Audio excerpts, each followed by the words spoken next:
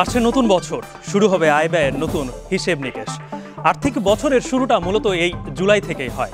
আসছে বছর সরকার কোন খাত থেকে কত টাকা আয় করে আর কোন খাতে কত টাকা ব্যয় করবে সেই পরিকল্পনাটাই মূলত বাজেট। 2024-25 অর্থ বছরে রাজস্ব আয় থেকে খরচের পর সরকারের কোষাগারে কত টাকা উদ্বৃত্ত থাকছে নাকি ঘাটতি থাকছে সেই আলোচনা করব। এখন টেলিভিশনের বিশেষ আয়োজনে আমাদের সঙ্গে থাকবেন অর্থনীতিবিদ এবং বিভিন্ন ব্যবসায়ী সংগঠনের প্রতিনিধিরা। আর পুরো আয়োজন জুড়ে আমরা অনেকেই থাকবো। এই মুহূর্তে আছি আমি গালিব ইবনে রিয়াজ। একজন ব্যক্তি তার অর্থনৈতিক জীবনকে সুশৃঙ্খল করতে বাজেট পরিকল্পনা করে, ঠিক একই রকমভাবে সরকার রাষ্ট্র পরিচালনার ক্ষেত্রেও বাজেট পরিকল্পনা করে থাকে। কিন্তু একজন ব্যক্তি আর রাষ্ট্রের বাজেট পরিকল্পনার মূল পার্থক্যের জায়গাটা হলো ব্যক্তি আয় বুঝে ব্যয় করে আর রাষ্ট্র শুরুতে ব্যয়ের পরিকল্পনা করার পর আয়ের পরিকল্পনা করে থাকে। আসছে 2024-25 অর্থ বছরের যে বাজেট তার প্রতিপাদ্য হচ্ছে সুখী, সমৃদ্ধ, উন্নত ও স্মার্ট বাংলাদেশ বিনির্মাণের অঙ্গীকার। এই প্রতিপাদ্য নিয়ে আর কিছুক্ষণ পরে সংসদে অর্থমন্ত্রী আবুল হাসান মাহমুদ আলী তিনি প্রবেশ করবেন এবং উত্থাপন করবেন 2024-25 অর্থ বছরের বাজেট। আমাদের এই বিশেষ আয়োজন সেটাকে ঘিরেই। আর পুরো আয়োজন জুড়ে আমাদের সঙ্গে যুক্ত থাকবেন অর্থনীতিবিদ এবং বিভিন্ন ব্যবসায়ী সংগঠনের প্রতিনিধিদের নিয়ে অর্থনীতিবিদ তাহরিমা চৌধুরী। আপনাকে স্বাগত জানাচ্ছি। ধন্যবাদ গালিব আপনার তথ্যবহুল উপস্থাপনার জন্য। বাজেট 2024-25 নিয়ে আলোচনা করার জন্য আমাদের অধিবেশনের এ পর্যায়ে আছেন doctor Mohammad Abdul Majid, chairman NBR, এবং আছেন আমাদের সাথে ফারুক মঈনুদ্দিন, লেখক ও ব্যাংকার। আপনাদেরকে স্বাগত। কেমন আছেন? ভালো আছি।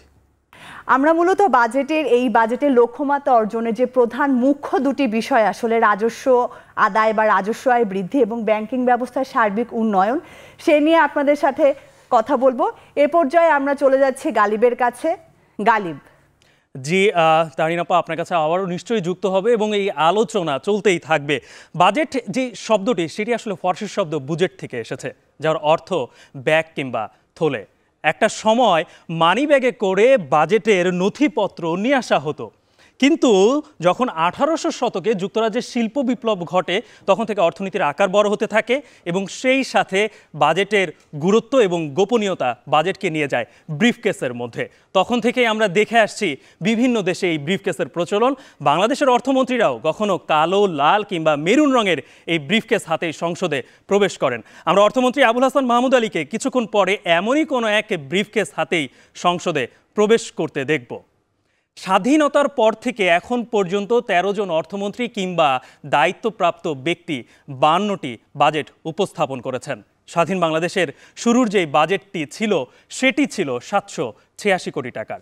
তখনকার অর্থমন্ত্রী তাজউদ্দিন আহমেদ এই বাজেট উপস্থাপন করেন এবং পরপর তিনি আরও 2 বার বাজেট উপস্থাপন করেন এবং তিনি তার তৃতীয় টার্মেই বাজেটের আকার নিয়ে যান 1000 কোটি টাকায়। এরপর উল্লেখযোগ্য 12 বার বাজেট উপস্থাপন করেন এম সাইফুর রহমান। তিনি শুরু করেছিলেন 4000 কোটি টাকায় আর শেষ করেন 69,000 কোটি টাকায়। এরপর সাবেক অর্থমন্ত্রী আবুল মাল আব্দুল মুহিত তিনিও শুরু করেছিলেন 4,500 কোটি টাকায় আর শেষ করেন 4.5 লাখ কোটি টাকায় এবং তিনি শুরুটা করেছিলেন 2009-10 অর্থ বছরে, তখনই বাজেটের আকার নিয়ে যান 1 লাখ কোটি টাকায়। এরপরে শেষ 5 বার আরেক সাবেক অর্থমন্ত্রী আহম মোস্তফা কামাল তিনি শুরু করেছিলেন 5 লাখ কোটি টাকা থেকে আর শেষ করেন 7.5 লাখ কোটি টাকা, যেটি চলতি অর্থ বছরের বাজেট 7,61,000 কোটি টাকা। আর আজ আসছে অর্থ বছরের বাজেট, অর্থমন্ত্রী আবুল হাসান মাহমুদ আলী তিনি প্রথমবারের মতো বাজেট উপস্থাপন করতে যাচ্ছেন। দর্শক, যেটা শুরুতেই বলছিলাম যে 10 বছরের বাজেট যদি আমরা একটু পর্যালোচনা করি তাহলে আমরা দেখতে পাবো যে প্রতি বছরই কিন্তু বাজেটের আকার বৃদ্ধি পেয়েছে 10 থেকে 13% হারে। কিন্তু আসছে যেই বাজেট সেটি আইএমএফের নির্দেশনা কিংবা ব্যয় সংকোচনের নীতির কারণে বাজেটের আকার বাড়ছে মাত্র 4.62%। যেটি টাকার অঙ্কে দাঁড়াচ্ছে 7,97,000 কোটি টাকা, যেটি চলতি অর্থ বছর থেকে বাড়ছে 35,215 কোটি টাকা। সার্বিকভাবে আমরা প্রতি অর্থ বছরের বাজেটে একটা ঘাটতি দেখে থাকি, সেটাও আসছে বাজেটে 2,56,000 কোটি টাকা। প্রতি বাজেটে এই মুখ্য ভূমিকার আগে রাজস্ব আয়, সেই রাজস্ব আয়ের লক্ষ্যমাত্রা আসছে বাজেটে সেটি কত? আসছে বাজেটে ধরা হচ্ছে 5,41,000 কোটি টাকা। আর শুধুমাত্র এনবিআর এর লক্ষ্যমাত্রা যেখানে থাকছে 4,80,000 কোটি টাকা। আর আইএমএফ যে শর্ত দিয়েছে সেই শর্ত অনুযায়ী রাজস্ব আদায়ের লক্ষ্যমাত্রা থাকতে হবে 4,78,000 কোটি টাকা। আমরা এই যে বাজেটের যে শুনছিলাম যে গত অর্থ বছরে কিংবা আসছে অর্থ বছরের বাজেটের মধ্যে একটা বড় একটা পার্থক্য থাকে, কিন্তু চলতি অর্থ বছর, আসছে অর্থ বছর, সেই সাথে বিগত কয়েক বছরের অর্থ বছরের যদি আমরা আকার প্রবৃদ্ধি এবং আমরা যদি সেই সাথে এর যে ব্যয় সব কিছু নিয়ে যদি আমরা কথা বলতে চাই, তাহলে আমরা দেখতে পাবো যে শুরুতেই বৈদেশিক ঋণ, আমরা যেটা জানি বলছিলাম যে বাজেটে প্রতিনিয়তই আমরা দেখতে পাই যে বড় একটা অংশ ঘাটতি থাকে, সেটি কিন্তু আসছে বাজেটেও বড় একটা ঘাটতি থেকে যাচ্ছে এবং সেখানে বৈদেশিক ঋণের একটা ব্যাপার রয়েছে। আমরা এখন পর্যন্ত যেটা শুনেছি সেটা হচ্ছে 90,000-এর উপরে বৈদেশিক ঋণ সরকারকে নিতে হবে, বাকিটা অভ্যন্তরীণ বিভিন্ন উৎস থেকে সরকার ঋণ করে থাকবে। দর্শক, শুরুতে যেটি বলছিলাম যে গত 10 বছরে বাজেটের আকার 10 থেকে 13% হারে বৃদ্ধি পেয়েছিল, কিন্তু আমরা দেখে আসছি 2009-10 অর্থ বছরে যেখানে বাজেট প্রথমবারের মতো 1 লাখ যেখানে স্পর্শ করেছে, সেখানে এই আসছে অর্থ বছরে বাজেটের আকার প্রায় বেড়ে গেছে 8 গুণের কাছাকাছি।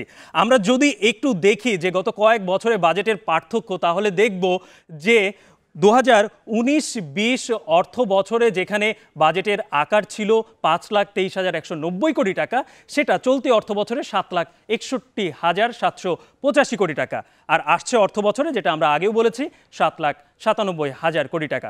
প্রতি অর্থ বছরের বাজেটে একটা বড় একটা অংশ বলা হয় যে বাজেটে একটা প্রবৃদ্ধির লক্ষ্যমাত্রা ধরা হয়। আসছে বাজেটে সেটা কত এবং বিগত কয়েক অর্থ বছরে কেমন ছিল সেটা যদি একটু দেখতে চাই, তাহলে দেখব যে 2019-20 ছিল 8.2, করোনার সময় সেটা খানিকটা একটু কমে যায়, সেটা 7.2, কিন্তু আসছে যে অর্থ বছর, সেই অর্থ বছরে সব থেকে বিগত কয়েক বছর থেকে কমিয়ে ধরা হচ্ছে লক্ষ্যমাত্রা 6.75। আমরা যদি বলছিলাম যে রাজস্ব আয়ের একটা বড় লক্ষ্যমাত্রা থাকে, সেটা গত কয়েক বছরগুলোতে কেমন ছিল সেটা যদি দেখি, তাহলে 20-21 অর্থ বছরে যেখানে রাজস্ব আয়ের লক্ষ্যমাত্রা ছিল 3,82,016 কোটি টাকা, সেটা চলতি অর্থ বছরে 5 লাখ কোটি টাকার ঘর স্পর্শ করে। আর আসছে অর্থ বছরে সেটা 5,41,000 কোটি টাকা। আমরা বাজেটের বড় একটা অংশই তো বাজেট পরিকল্পনা মানেই সেখানে হচ্ছে বাজেটের ব্যয়ের খাতগুলো, সেখানে আসলে কি সরকার পরিকল্পনা করছে, সেখানে আমরা দেখতে পাচ্ছি যে 3টি খাতে বড় একটা অংশ বাজেটের, যেটা বলা হচ্ছে প্রায় 40% উপরে সেখানে ব্যবহার হবে। সেটা হচ্ছে সুদ পরিশোধ, ভর্তুকি ও প্রণোদনা, বেতন ও ভাতায়। আর একটা উন্নয়নশীল দেশের জন্য উন্নয়ন বাজেট খুবই গুরুত্বপূর্ণ, সেখানে এডিপিতে রাখা হয়েছে প্রায় 33%, আর অন্যান্য বাকি সবগুলোতে রাখা হয়েছে 27%।